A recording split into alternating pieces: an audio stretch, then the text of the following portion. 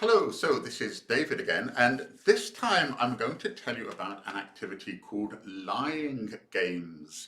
And I'm sure, again, you know plenty of lying games. I'm just going to give you two examples of how to set them up. So the first one, very simple, just a 1 minute activity you can use. Two true, one false. One false. Two true, one false. You have to guess which one is the false statement. I'm going to say three things about myself. My middle name is John. My sister's name is Sophie.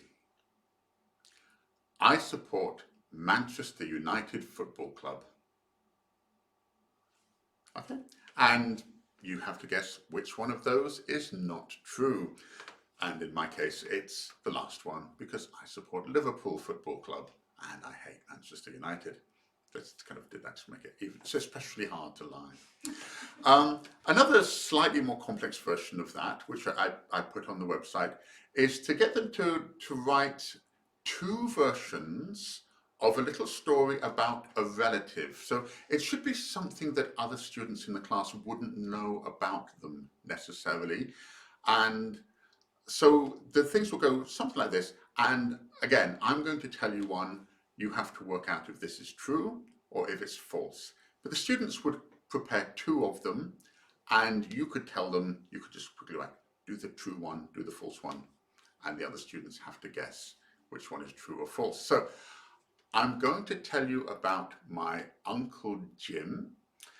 He lives in London with his wife. He is 67 years old.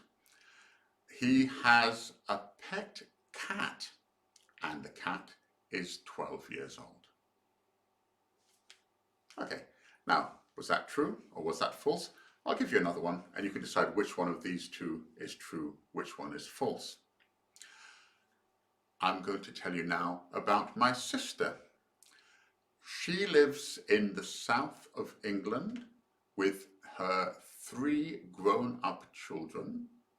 She also has a cat. Right, which one of those was true? Well, the second one. My sister was true. Uncle Jim was absolute nonsense. I made up every single word of that. So, many different variations of how to use lying games. Like I say on the website, you can put it in teams. You could have 2 teams of 3 or 4 people, and the team has to talk together. Well, I think he was lying, she was lying. And you can count points, of course, many ways to set that up. But that's the basic idea. Lying games are fun. And like with the music activity we had before, there's a number of things I like to do which are very psychologically deep.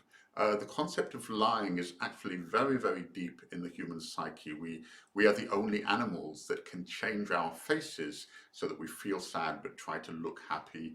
Trying to work out if other people are lying is actually a big part of our lives. So lying games are a very good way to bring excitement and even a bit of reality into the classroom. Thank you.